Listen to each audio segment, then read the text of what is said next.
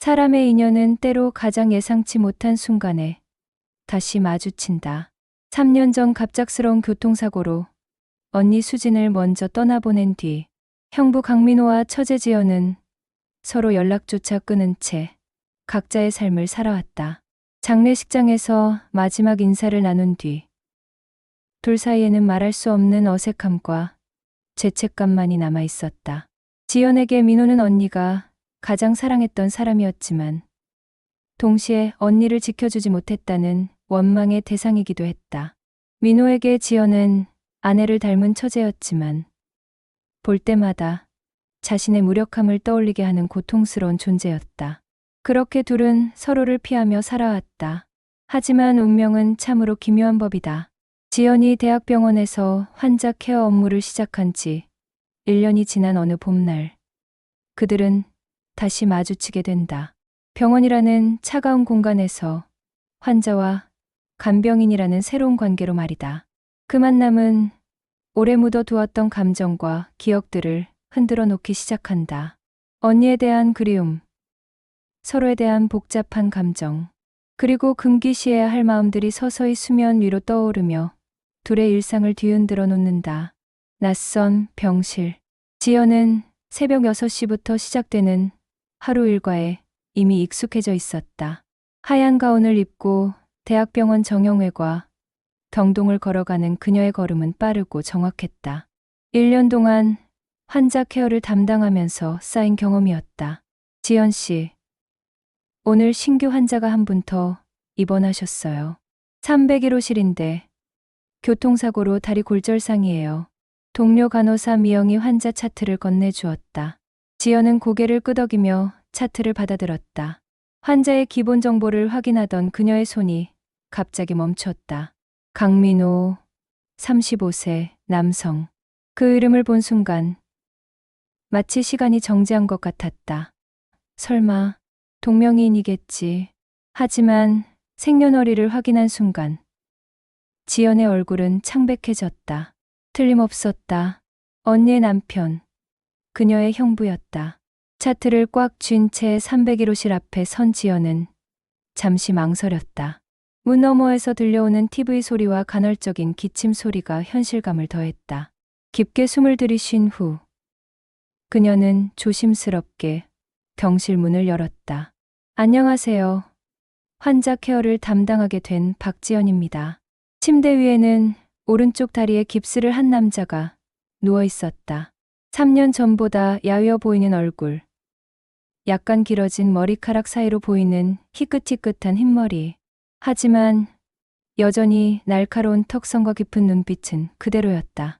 민호는 처음엔 무심코 고개를 돌렸다가 지연의 목소리를 듣는 순간 깜짝 놀라며 몸을 일으켜 세웠다. 지연아? 그의 목소리에는 믿을 수 없다는 감정이 가득했다. 두 사람은 한동안 서로를 바라보며 아무 말도 하지 못했다. 병실 안은 에어컨 소리만이 웅웅거릴 뿐이었다. 네, 형부. 지연의 목소리는 의도치 않게 떨렸다. 형부라는 단어가 입 밖으로 나오는 순간 3년 전의 기억들이 쏟아져 들어왔다. 언니와 형부가 함께 웃던 모습, 언니가 형부 이야기를 할 때 밝아지던 표정, 그리고 장례식장에서 오열하던 형부의 모습까지. 내가 여기서 일하는구나. 민호는 여전히 놀란 표정으로 말했다. 몰랐어. 정말 몰랐다. 지연은 애써 평정심을 유지하려 했다. 전문적인 태도를 잃지 않으려고 노력하면서도 마음 한켠에서는 복잡한 감정들이 소용돌이치고 있었다. 사고는 언제 나신 거예요? 일주일 전쯤 공사 현장에서 실수했어. 민호는 쓴웃음을 지었다. 요새 집중력이 많이 떨어져서 말이야. 지연은 그의 말에 담긴 의미를 알 것 같았지만 깊이 묻지 않았다. 대신 차트에 적힌 내용을 확인하며 물었다. 수술은 잘 되셨나요? 재활 기간은 어느 정도로 예상하시나요? 의사 선생님이 3주 정도면 깁스를 풀 수 있을 거라고 하셨어. 그 후에 재활 치료를 받으면서 회복해야 한다고 하더라고. 지연은 고개를 끄덕이며 기록을 남겼다. 하지만 펜을 쥔 손이 미세하게 떨리고 있었다. 혹시 보호자분은 안 계신가요? 민호는 잠시 침묵했다가 대답했다. 없어. 연락할 사람도 별로 없고. 그 말에 지연의 가슴이 저릿했다. 언니가 세상을 떠난 후 형부가 얼마나 외로웠을지 짐작이 갔다. 하지만 그런 감정을 드러낼 수는 없었다. 그럼 제가 담당하게 되었으니까 필요한 게 있으시면 언제든 말씀해 주세요. 지연은 최대한 전문적인 톤을 유지했다. 지연아, 이렇게 다시 만나게 될 줄이야. 민호는 어색하게 웃으며 말했다. 솔직히 너무 놀랐어. 하지만 내가 맡아주니까 든든하기도 하고 형부도 많이 놀라셨을 거예요. 지연은 담담하게 답했다. 저도 마찬가지고요. 두 사람 사이에 또다시 침묵이 흘렀다. 창밖에서는 봄바람이 나뭇가지를 흔들고 있었고 복도에서는 다른 환자들과 보호자들의 웅성거리는 소리가 들려왔다. 수진이가 보고 있을까? 민호가 갑자기 중얼거렸다. 지연은 그 말에 가슴이 먹먹해졌지만 대답하지 않았다. 대신 차트에 시선을 고정한 채 기록을 마저 작성했다. 저는 업무가 있어서 이만 나가보겠습니다.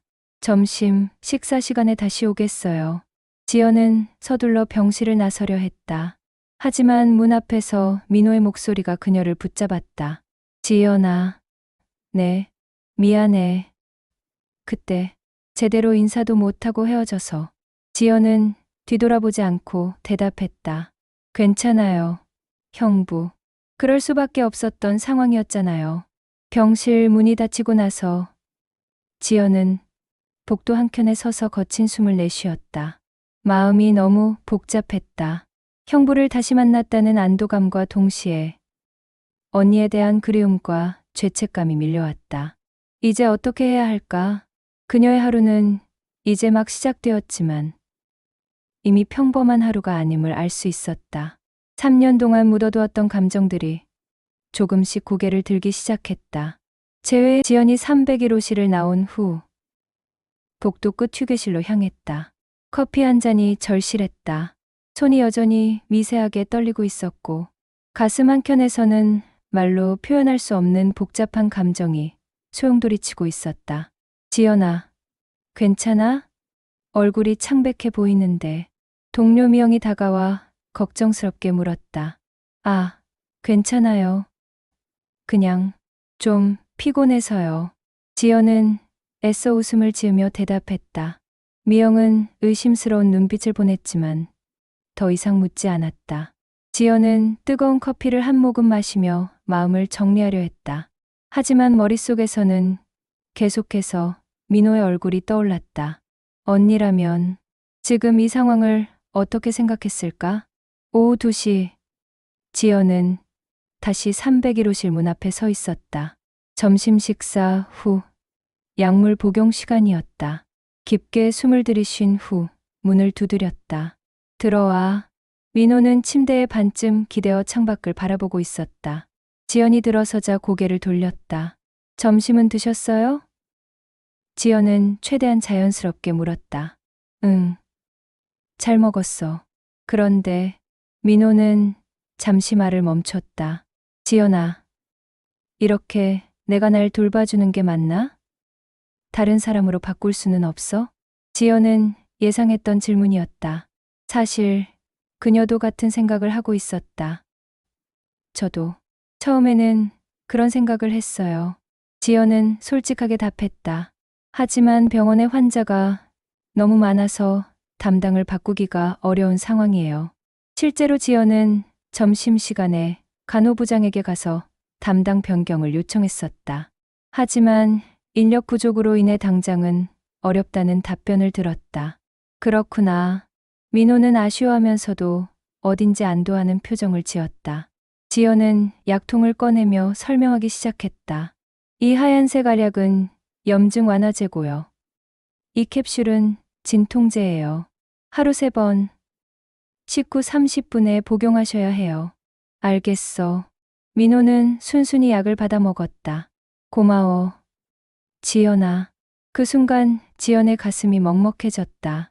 고마워라는 단순한 말이었지만 그 속에 담긴 진심이 느껴졌다. 3년 전 언니의 장례식 이후 처음으로 나누는 따뜻한 대화였다. 형부, 재활 운동에 대해 설명드릴게요. 지연은 다시 업무적인 톤으로 돌아갔다. 내일부터 물리치료사 선생님과 함께 간단한 운동을 시작하실 거예요. 처음에는 침대에서 다리 근육을 움직이는 정도부터 시작할 예정이에요. 민호는 진지하게 듣고 있었다. 얼마나 오래 걸릴까? 회복이 말이야. 개인차가 있지만 보통 2에 3개월 정도는 잡으셔야 할 것 같아요. 형부 연세를 고려하면 지연은 말을 멈췄다. 나이 얘기를 하면서 실수한 것 같았다. 하하. 그래. 이제 40이 넘으니까 회복도 더디겠지. 민호는 쓸쓸하게 웃었다. 젊을 때는 이런 부상쯤이야 금세 나았는데. 지연은 그의 표정에서 세월의 무게를 읽을 수 있었다. 3년 전보다 확실히 늙어 보였다.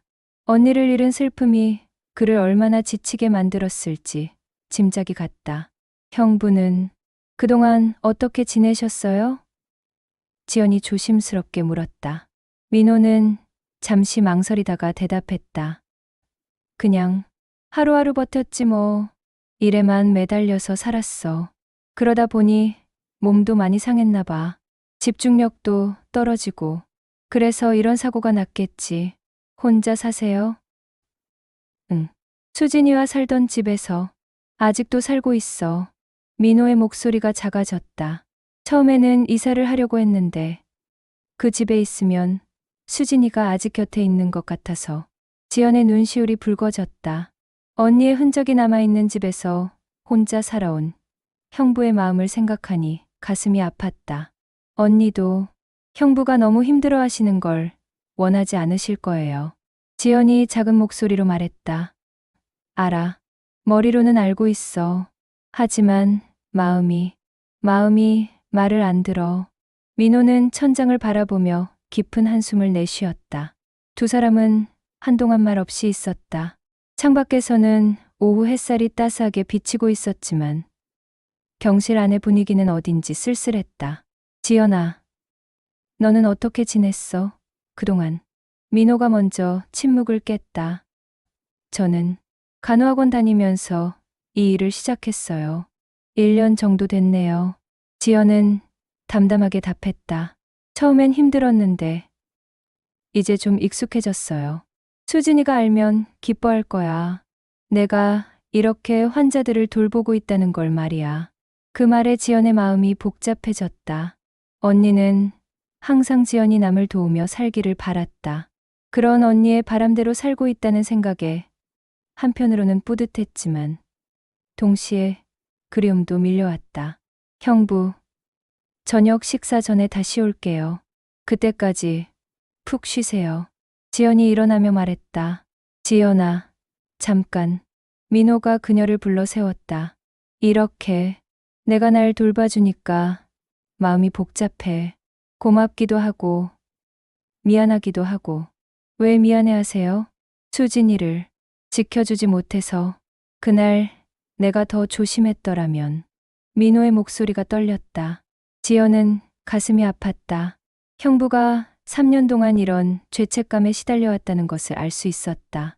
형부, 그건 형부 잘못이 아니에요. 누구도 예측할 수 없는 사고였잖아요. 그래도 내가 운전하고 있었으니까 내가 더 조심했어야 했는데. 지연은 더 이상 듣고 있을 수가 없었다. 언니의 죽음은 정말 예기치 못한 사고였다. 빗길에서 미끄러진 트럭이 들이받은 것이었는데 아무리 조심해도 피할 수 없는 상황이었다. 형부, 그만해요. 지연의 목소리에 힘이 들어갔다. 언니도 형부가 이렇게 자책하는 걸 원하지 않아요. 제발, 자신을 너무 괴롭히지 마세요. 민호는 지연의 진심 어린 말에 조용해졌다. 오랜만에 누군가가 자신을 위로해주는 것이었다. 고마워, 지연아. 정말 고마워. 지연은 더 이상 무슨 말을 해야 할지 몰랐다.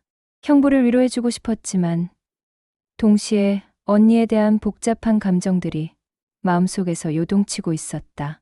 저녁 6시, 지연은 약속대로 다시 301호실을 찾았다. 민호는 저녁 식사를 마치고 TV를 보고 있었다. 식사는 괜찮으셨어요? 응, 괜찮았어. 병원 음식치고는 나쁘지 않더라. 민호는 미소를 지으며 답했다. 지연은 환자 기록을 확인하며 물었다. 통증은 어때요? 진통제가 잘 듣고 있나요? 많이 나아졌어. 처음보다는 훨씬 낫다. 다행이에요. 내일부터 본격적인 재활 치료가 시작될 텐데. 힘들더라도 꾸준히 하셔야 해요. 알겠어. 지연아. 민호가 잠시 머뭇거리다가 말했다. 너 때문에 힘이 난다. 정말이야. 지연은 그 말에 가슴이 뛰는 것을 느꼈다. 하지만 곧 마음을 추스르려 했다. 이런 감정은 있어서는 안 되는 것이었다. 형부도 빨리 회복해서 일상으로 돌아가세요. 언니도 그걸 바라실 거예요. 민호는 지연의 말에 조용히 고개를 끄덕였다. 창밖으로는 어둠이 내리고 있었고 병실에는 따뜻한 조명만이 켜져 있었다. 두 사람은 각자의 마음속에 복잡한 감정들을 품은 채 조심스럽게 서로를 바라보고 있었다. 언니라는 존재가 여전히 둘 사이에 있었지만 동시에 새로운 감정들도 조금씩 싹트고 있었다. 감동의 스토리가 계속됩니다. 구독과 좋아요 잊지 마세요. 일주일이 흘렀다. 지연은 매일 아침 301호실을 찾아가는 것이 일상이 되어 있었다. 처음 며칠간의 어색함은 점차 사라지고 있었지만 대신 더 복잡한 감정들이 자리를 잡아가고 있었다. 오늘도 어김없이 민호의 병실 문을 두드리며 지연은 가슴 한켠에 무거움을 느꼈다. 매일 반복되는 간병 업무였지만 유독 이 병실만은 마음의 준비가 필요했다. 들어와, 지연아. 민호는 이제 지연의 발걸음 소리만 들어도 알 수 있었다. 그는 침대에 앉아 창밖을 바라보고 있었다. 깁스를 한 다리를 조심스럽게 뻗은 채로. 안녕하세요, 형부. 오늘 컨디션은 어때요? 지연은 평소처럼 환한 미소를 지으며 물었다. 많이 나아졌어. 어제 물리치료 받으면서 조금씩 움직이니까 근육도 덜 굳는 것 같고. 민호는 대답하면서도 지연의 얼굴을 유심히 바라봤다. 그런데 너는 괜찮아? 요즘 많이 피곤해 보이는데. 지연은 순간 당황했다. 자신이 그렇게 티를 냈나 싶어서였다. 사실 지난 일주일 동안 잠을 제대로 이루지 못했다. 매일 밤 형부의 얼굴이 떠올라서 복잡한 마음에 잠들기 어려웠다. 아, 괜찮아요. 요즘 병원이 바빠서 좀 피곤하긴 해요. 지연은 애써 밝게 답하며 차트를 펼쳤다. 지연아. 민호가 갑자기 진지한 목소리로 불렀다. 너 때문에 내가 살아있다는 걸 실감하고 있어. 무슨 말씀이세요? 지연은 당황스러워하며 고개를 들었다. 수진이가 떠난 후로 나는 그냥 하루하루를 견디기만 했어. 살아있다는 게 아니라 그냥 숨만 쉬고 있었다고 해야 할까. 민호는 천천히 말했다. 그런데 내가 매일 이렇게 와서 돌봐주니까 오랜만에 누군가와 대화하고 웃기도 하고 이런 게 살아있다는 거구나 싶어. 지연의 가슴이 뭉클해졌다. 형부의 고백은 진심이 느껴졌고 동시에 그가 얼마나 외로웠을지 상상이 갔다. 형부. 지연은 말을 잇지 못했다. 미안해. 너무 무거운 얘기했나? 민호는 지연의 표정을 보며 미소를 지었다.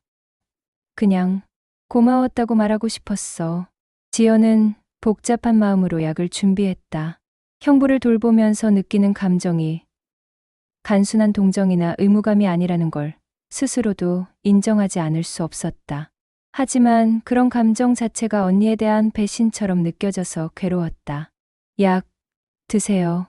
지연이 물컵과 함께 약을 건네주었다. 민호가 약을 받아들이는 순간 두 사람의 손이 잠시 스쳤다. 지연은 급하게 손을 뺐지만 그 짧은 접촉에서 느껴진 온기가 오래도록 남아 있었다. 지연아, 나 질문 하나 해도 될까? 네, 말씀하세요. 수진이에 대해서 가끔 얘기해도 괜찮을까? 나는 그 얘기를 할 수 있는 사람이 너밖에 없어서. 지연은 잠시 망설였다. 언니 얘기를 하는 것 자체는 괜찮았지만 형부와 함께 언니의 추억을 나누는 것이 적절한지 확신이 서지 않았다. 괜찮아요. 저도 언니 얘기하고 싶을 때가 있거든요. 민호의 얼굴이 밝아졌다. 수진이가 너에 대해서 얼마나 자랑스러워했는지 알아? 특히 내가 간호 공부한다고 했을 때 정말 기뻐했어. 정말요? 지연의 목소리에 그리움이 묻어났다. 응. 우리 지연이가 누군가를 돌보는 일을 하게 됐다면서 하루 종일 웃고 있었어. 너한테 자랑스럽다고 말하고 싶다고 하더라. 지연의 눈시울이 붉어졌다. 언니가 세상을 떠나기 전에 그런 말을 직접 들었더라면 얼마나 좋았을까 하는 아쉬움이 밀려왔다. 언니는 정말 따뜻한 사람이었어요. 지연이 작은 목소리로 말했다. 그래. 너무 따뜻해서 가끔은 걱정이 될 정도였지. 민호도 추억에 잠긴 표정으로 말했다. 길에서 다친 고양이 봐도 그냥 지나치지 못하고 길 잃은 할머니 봐도 꼭 집까지 데려다 드리고 두 사람은 언니의 추억을 나누며 잠시 따뜻한 시간을 보냈다. 하지만 그 따뜻함 속에서도 지연은 묘한 죄책감을 느끼고 있었다. 점심시간이 되어 지연이 병실을 나서려 할 때 민호가 다시 불러 세웠다. 지연아, 너도 혹시 외롭지 않아? 갑작스러운 질문에 지연은 멈춰 섰다. 왜 갑자기 그런 질문을? 그냥 너도 수진이를 잃고 많이 힘들었을 텐데 혼자 견뎌왔잖아. 나는 최소한 수진이와 함께했던 추억이라도 많이 있는데 너는 더 어린 나이에 언니를 잃었으니까. 지연은 가슴이 아팠다. 형부의 말이 맞았다. 언니는 지연에게 단순한 가족이 아니라 엄마 같은 존재였다. 부모님이 일찍 돌아가신 후 언니가 지연을 키워주었고 그런 언니를 잃었을 때의 상실감은 이루 말할 수 없었다. 저는 일에 매달려서 잊으려고 노력했어요. 지연이 솔직하게 답했다. 그게 언니가 원하는 일이기도 했고요. 힘들었겠다. 형부도 많이 힘드셨잖아요. 두 사람은 서로의 아픔을 이해하는 눈빛으로 바라봤다. 같은 상실을 겪은 사람끼리만이 나눌 수 있는 공감이었다. 오후 늦은 시간, 지연은 민호의 재활운동을 돕기 위해 다시 경실을 찾았다. 물리치료사와 함께 침대에서 할 수 있는 간단한 다리 운동을 하는 것이었다. 좋아요. 이번에는 무릎을 천천히 구부려 보세요. 물리치료사가 지시했다. 민호는 얼굴을 찡그리며 운동을 했다. 아직 많이 아픈 것 같았다. 아파요? 지연이 걱정스럽게 물었다. 좀. 하지만 참을 만해. 민호는 억지로 웃으며 답했다. 운동이 끝난 후 물리치료사가 나가고 병실에는 지연과 민호만 남았다. 민호는 땀을 흘리며 거칠게 숨을 쉬고 있었다. 수건으로 땀 좀 닦아드릴게요. 지연이 수건을 들고 다가갔다. 괜찮아. 내가. 가만히 계세요. 지연은 조심스럽게 민호의 이마에 맺힌 땀방울을 닦아주었다. 그 순간 두 사람의 거리가 아주 가까워졌다. 지연은 민호의 깊은 눈동자와 마주쳤고 순간 시간이 멈춘 것 같았다. 민호도 지연의 고운 얼굴을 가만히 바라보고 있었다. 지연아. 민호가 작은 목소리로 불렀다. 지연은 그제야 정신을 차리고 급하게 몸을 뒤로 뺐다. 가슴이 두근거리고 있었다. 죄송해요. 제가. 지연은 당황해하며 말을 더듬었다. 아니야. 고마워. 민호도 어색한 미소를 지었다. 두근거리는 순간. 다음이 궁금하다면 좋아요. 그날 밤. 지연은 집에 돌아와서도 계속 그 순간을 떠올렸다. 민호와 가까워졌을 때 느꼈던 설렘과 동시에 밀려온 죄책감이 그녀를 괴롭혔다. 이러면 안 되는데. 형부는 언니의 남편이었는데. 하지만 마음 한편으로는 민호를 향한 감정이 조금씩 커져가고 있음을 부정할 수 없었다. 그의 외로움을 이해하고 그를 위로해주고 싶어지는 마음들이 자꾸만 고개를 들었다. 다음 날 아침, 지연은 평소보다 일찍 병원에 도착했다. 민호의 병실 앞에서 잠시 망설이다가 문을 두드렸다. 들어와. 민호는 이미 깨어 있었다. 창밖의 새벽 풍경을 바라보고 있던 그가 지연을 보며 미소를 지었다. 일찍 왔네. 네. 오늘 일찍 출근해서. 지연은 어색하게 답했다. 지연아, 어제 일은 신경 쓰지 마. 내가 너무 가까이. 아니에요. 지연이 급하게 말을 끊었다. 형부가 잘못한 게 아니에요. 제가 너무 예민하게 반응한 것 같아서. 두 사람은 서로의 눈을 피하며 어색한 시간을 보냈다.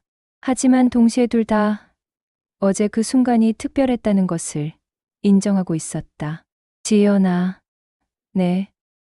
우리 이상한 사이가 되는 건 아니지?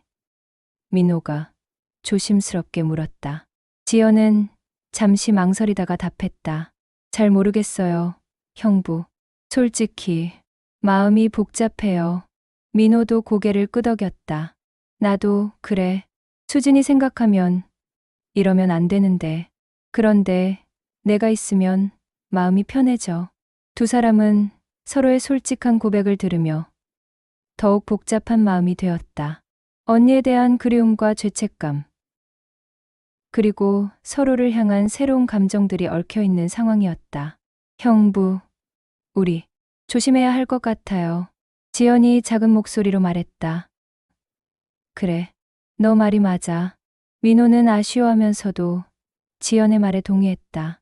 하지만 두 사람 모두 이미 서로를 향한 감정을 되돌리기는 어려워 보였다.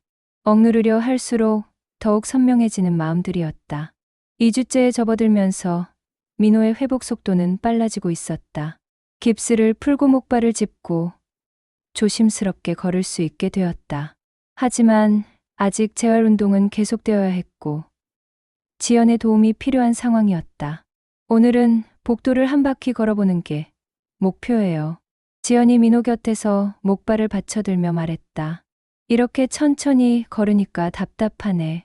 민호는 한 발 한 발 조심스럽게 내디디며 말했다. 서두르시면 안 돼요. 뼈가 완전히 붙지 않았거든요. 지연은 민호의 팔을 살짝 붙잡으며 지지해 주었다. 복도를 걷는 동안 지연은 민호의 바로 옆에서 그를 보조했다. 가끔 민호가 비틀거릴 때마다 지연이 재빠르게 몸을 기울여 지탱해주곤 했다. 그럴 때마다 두 사람의 몸이 자연스럽게 닿았고 그 접촉은 점점 더 자연스러워지고 있었다. 지연아, 고마워. 내가 없었으면 혼자서는 힘들었을 거야. 민호가 잠시 쉬면서 말했다. 당연한 일이에요. 이게 제 일이잖아요.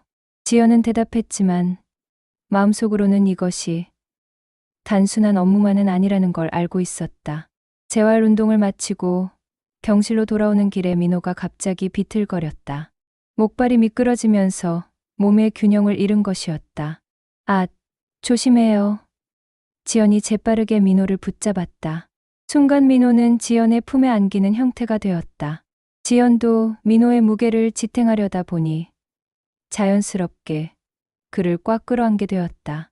두 사람의 얼굴이 아주 가까워졌고 서로의 숨소리까지 들릴 정도였다. 괜찮아요? 지연이 작은 목소리로 물었다. 민호는 지연의 눈을 가만히 바라봤다.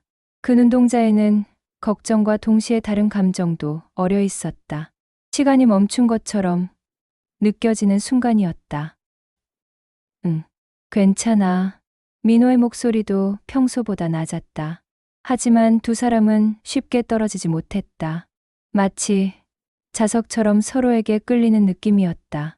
지연은 민호의 가슴에서 들려오는 심장박동 소리를 들을 수 있었고 민호는 지연의 머리카락에서 나는 은은한 샴푸 향기를 맡을 수 있었다.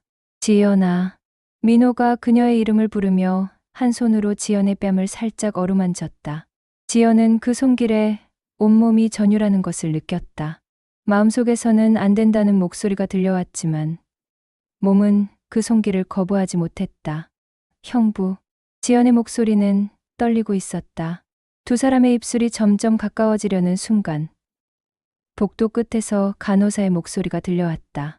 지연 씨, 203호 환자가 호출하고 있어요. 그 소리에 두 사람은 급하게 떨어졌다. 지연은 얼굴이 빨갛게 달아오른 채 황급히 몸을 정리했다. 죄송해요. 제가 잠깐. 지연은 말을 더듬으며 뒤로 물러섰다. 민호도 어색하게 목발을 다시 짚으며 중심을 잡았다. 아니야. 내가 미안해. 그날 오후 지연은 다른 환자들을 돌보면서도 대속 아침에 있었던 일을 생각했다. 민호의 손길, 그의 눈빛, 그리고 거의 입맞춤할 뻔했던 그 순간이 머릿속에서 떠나지 않았다. 이러면 안 되는데, 정말 안 되는데. 하지만 마음 한편으로는 그 순간이 꿈만 같았다고 생각하고 있었다. 오랫동안 잊고 있었던 여자로서의 감정이 되살아나는 것 같았다. 저녁 시간, 지연은 평소보다 늦게 민호의 병실을 찾았다. 아침 일 때문에 어떤 얼굴로 마주해야 할지 망설여졌기 때문이었다. 지연아, 왔구나. 민호는 창가에 서서 밖을 바라보고 있었다. 목발 없이 한 발로 서 있는 모습이었다. 형부, 목발 없이 서시면 안 돼요. 지연이 걱정스럽게 다가갔다. 좀 답답해서. 잠깐만. 민호는 지연을 돌아보며 미소를 지었다. 너 때문에 많이 좋아졌어. 그래도 조심하셔야죠. 지연이 민호 곁으로 다가가자 두 사람 사이에 다시 미묘한 긴장감이 흘렀다. 아침에 있었던 일이 둘 다 머릿속에 선명했다. 지연아, 아침에. 민호가 먼저 말을 꺼냈다. 아침 일은 잊어버려요. 지연이 급하게 말을 끊었다. 그냥 실수였어요. 정말 실수였을까? 민호가 지연의 눈을 똑바로 바라보며 물었다. 지연은 대답할 수 없었다. 솔직히 말하면 실수가 아니었다. 그 순간 정말로 민호에게 끌렸고 그의 입술을 원했다. 지연아, 나는. 민호가 한 걸음 다가왔다. 형부, 안 돼요. 지연이 손을 내밀어 거리를 두려 했다. 우리, 이러면 안 돼요. 왜? 우리 둘 다 성인이고 자유로운 몸인데 왜 안 돼? 언니 때문에요. 지연의 목소리가 떨렸다. 언니가 어떻게 생각할까요? 민호는 잠시 말이 없었다. 수진의 존재는 여전히 두 사람 사이에 큰 벽이었다. 수진이라면. 민호가 천천히 말했다. 우리가 행복해하는 걸 원할 거야. 그런 식으로 합리화하지 마세요. 지연이 단호하게 말했다. 언니는 형부가 다른 여자와 특히 저와 그런 관계가 되는 걸 원하지 않으실 거예요. 그럼 너는 평생 혼자 살 거야? 나도 평생 수진이만 기억하며 살아야 하고? 민호의 질문에 지연은 할 말이 없었다. 사실 그것도 현실적이지 않다는 걸 알고 있었다. 형부, 저는 혼란스러워요. 지연이 솔직하게 고백했다. 분명히 형부에게 끌리는 마음이 있어요. 하지만 동시에 언니에게 미안한 마음도 크고요. 민호는 지연의 고백을 들으며 가슴이 뛰었다. 자신의 감정이 일방적이지 않다는 것을 확인한 것이었다. 나도 마찬가지야. 민호가 조용히 말했다. 너를 보면서 느끼는 감정이 처음엔 수진이를 닮아서인 줄 알았어. 하지만 지금은 너 자체에게 끌린다는 걸 알겠어. 두 사람은 서로의 솔직한 마음을 확인했지만 동시에 그로 인해 더욱 복잡해졌다. 감정이 확실해질수록 죄책감도 커졌다. 그럼 우리 어떻게 해야 할까? 지연이 작은 목소리로 물었다. 민호는 잠시 생각하다가 대답했다. 시간이 필요할 것 같아. 우리 둘 다 확신이 설 때까지. 맞아요. 서두르면 안 될 것 같아요. 하지만 말과는 달리 두 사람의 마음은 이미 서로에게 기울어져 있었다. 시간이 해결해 줄 수 있는 문제인지도 확실하지 않았다. 그날 밤, 민호는 잠들지 못하고 침대에 누워 생각에 잠겼다. 지연에 대한 감정이 날로 커져가고 있었고 그녀 없는 하루를 상상할 수 없을 정도였다. 수진아, 미안해. 하지만 나도 살아야 해. 그리고 지연이를 사랑하게 될 것 같아. 한편 지연도 집에서 잠들지 못하고 있었다. 민호의 눈빛, 그의 목소리, 그리고 오늘 거의 입맞춤할 뻔했던 순간들이 계속 떠올랐다. 언니, 정말 미안해요. 하지만 저도 모르겠어요. 이 마음을 어떻게 해야 할지. 다음 날 아침, 두 사람은 평소와 다름없이 만났지만 공기 중에는 미묘한 긴장감이 흘렀다. 어제의 대화로 서로의 마음을 확인했기 때문에 더욱 의식하게 되었다. 컨디션은 어때요? 지연이 평소처럼 물었지만 목소리가 어딘지 어색했다. 좋아. 다리도 많이 나아진 것 같고 민호도 마찬가지였다. 오늘은 계단 오르내리기 연습을 해볼 예정이에요. 알겠어. 업무적인 대화를 나누고 있지만 두 사람의 시선이 마주칠 때마다 어제의 순간들이 떠올랐다.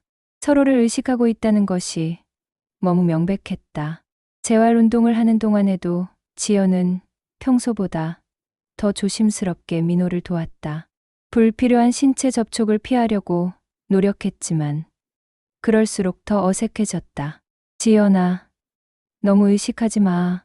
민호가 작은 목소리로 말했다. 의식 안 해요. 지연이 강하게 부인했지만 얼굴이 빨갛게 달아올랐다. 민호는 그런 지연의 모습이 예뻐서 웃음이 나왔다. 동시에 더욱 애정스러운 마음이 들었다. 그날 오후 두 사람은 병원 정원을 산책했다. 민호의 재활운동의 일환이었지만 둘만의 시간이기도 했다. 여기 앉아서 좀 쉴까요? 지연이 벤치를 가리키며 말했다. 두 사람은 벤치에 나란히 앉았다. 5월의 따뜻한 햇살이 내리쬐고 있었고 주변에는 꽃들이 만개해 있었다. 지연아, 네, 후회하지 않을 자신이 있어? 지연은 민호의 진지한 표정을 바라봤다. 그가 무슨 말을 하려는지 알 것 같았다. 무슨 말씀이세요? 내가 너를 사랑하게 됐다는 얘기야. 지연의 가슴이 쿵 떨어지는 것 같았다. 예상했던 말이었지만 직접 들으니 충격이 컸다. 형부, 대답은 안 해도 돼. 그냥 내 마음을 알아줬으면 해서. 지연은 복잡한 마음으로 민호를 바라봤다. 그녀도 같은 마음이었지만 쉽게 답할 수 없었다.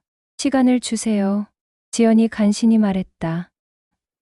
그래, 천천히 생각해봐. 두 사람은 잠시 말없이 앉아 있었다. 사랑 고백과 함께 더욱 복잡해진 상황이었지만 동시에 서로의 마음을 확인한 안도감도 있었다. 민호의 사랑 고백 이후 3일이 흘렀다. 지연은 그동안 평소와 다름없이 업무를 수행했지만 마음속으로는 끊임없이 고민하고 있었다. 민호 역시 지연의 대답을 재촉하지 않으며 조용히 기다리고 있었다. 퇴원 전날 밤, 지연은 민호의 병실에서 마지막 검진을 하고 있었다. 내일이면 민호는 병원을 떠나게 되고 두 사람의 이 특별한 시간도 끝나게 될 것이었다. 다리 상태는 완전히 회복됐어요. 내일 퇴원하셔도 무리가 없을 것 같네요. 지연이 차트에 기록하며 말했다. 그렇구나. 민호는 복잡한 표정으로 답했다. 회복된 것은 기쁘지만 동시에 지연과 헤어져야 한다는 아쉬움도 컸다. 지연도 마찬가지였다.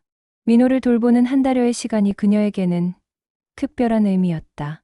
언니를 잃은 슬픔을 나누고 서로를 이해하고 사랑을 느끼게 해준 소중한 시간이었다. 지연아, 아직도 내 고백에 대한 답을 못 정했어? 민호가 조심스럽게 물었다. 지연은 잠시 망설이다가 민호 곁에 앉았다. 형부, 저도 솔직하게 말할게요.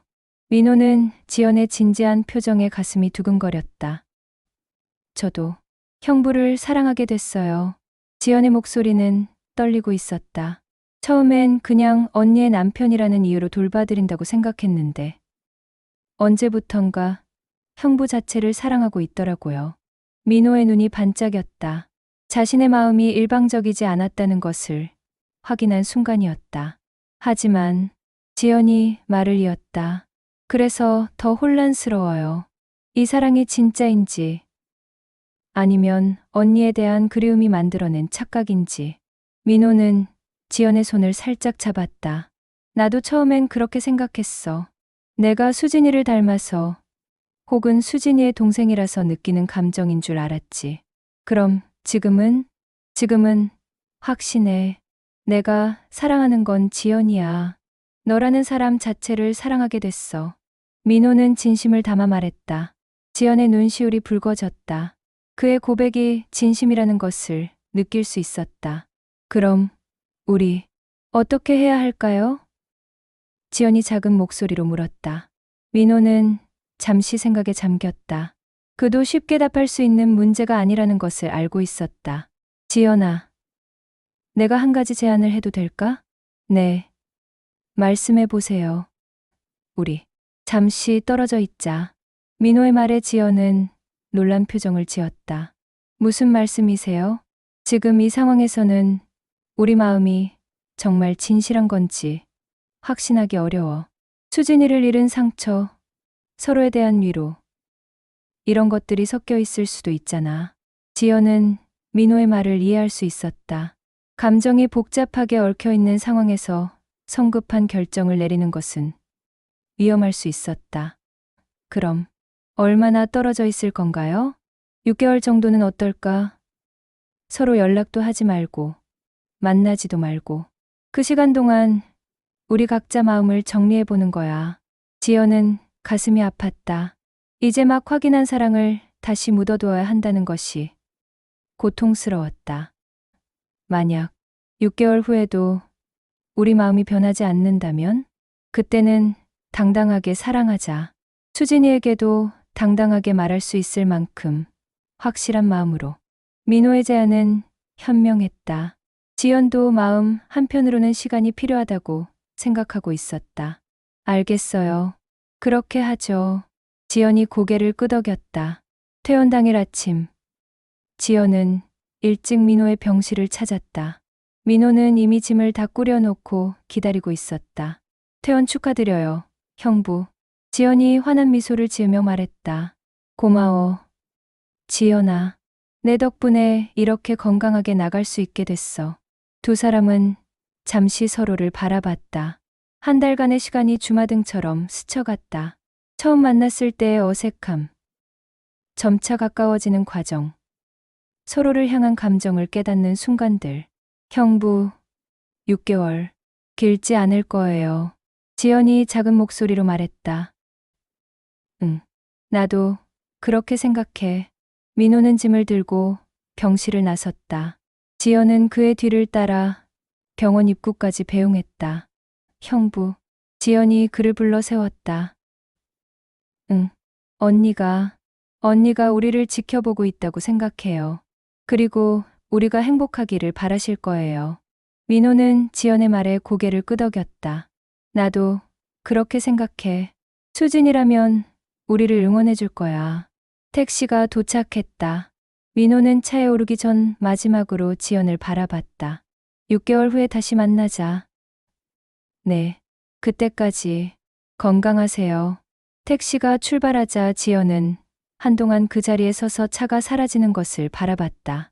가슴이 아팠지만 동시에 이것이 옳은 선택이라는 확신도 있었다. 6개월 후, 가을이 깊어가는 어느 날, 지연은 언니의 묘소를 찾았다. 6개월 동안 민호와의 약속을 지키며 연락하지 않았지만 그에 대한 마음은 변하지 않았다. 오히려 시간이 지날수록 더욱 확고해졌다. 언니, 안녕하세요. 지연은 묘비 앞에 꽃을 놓으며 조용히 말했다. 오늘 형부와 약속한 날이에요. 바람이 불어와 지연의 머리카락을 흔들었다. 마치 언니가 대답하는 것 같았다. 언니, 저 형부를 사랑하게 됐어요. 처음엔 죄송했는데 이제는 언니도 괜찮다고 해주실 것 같아요. 그때 뒤에서 발걸음 소리가 들렸다. 지연이 돌아보니 민호가 걸어오고 있었다. 6개월 만에 보는 그는 한결 밝은 표정이었다. 지연아, 형부. 두 사람은 서로를 보며 미소를 지었다. 6개월의 시간이 답을 주었다. 둘 다 변하지 않은 마음을 확인했다. 어때? 마음 정리됐어? 민호가 물었다. 네. 형부는요? 나도. 더 확실해졌어.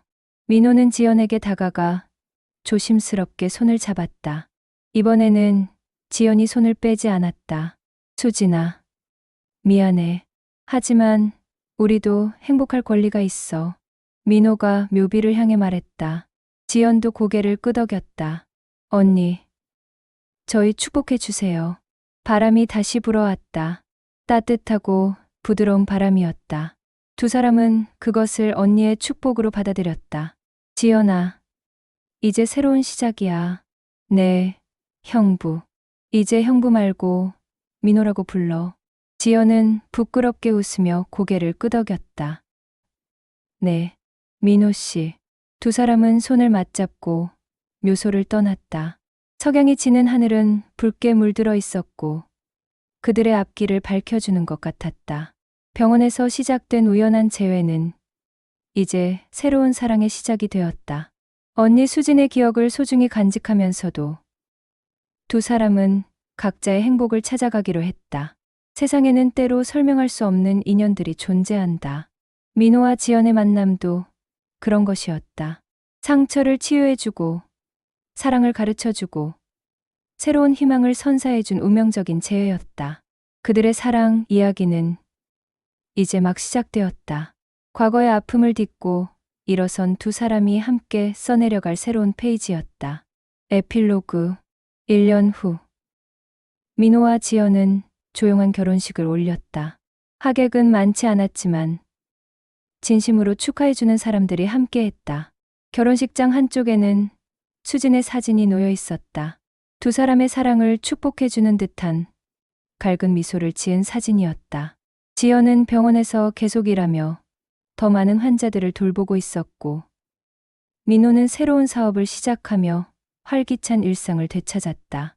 때로는 수진을 그리워하는 날들도 있었지만 그 그리움조차 두 사람을 더욱 단단하게 만들어 주었다. 사랑하는 사람을 잃는 아픔을 함께 겪었기에 지금의 행복이 얼마나 소중한지 누구보다 잘 알고 있었다. 운명의 재회에서 시작된 그들의 이야기는 진정한 사랑으로 완성되었다. 행복한 결혼. 지금까지 함께해 주신 모든 분들께 감사드립니다. 감사합니다. 운명의 재회 완결. 마음에 드셨다면 좋아요 눌러주세요. 구독 버튼도 꼭 댓글로 소감을 들려주세요. 다음 작품도 기대해 주세요. 더 감동적인 스토리들이 기다리고 있어요. 구독하시면 새 영상 알림을 받으실 수 있어요. 여러분의 관심과 사랑이 창작의 원동력입니다.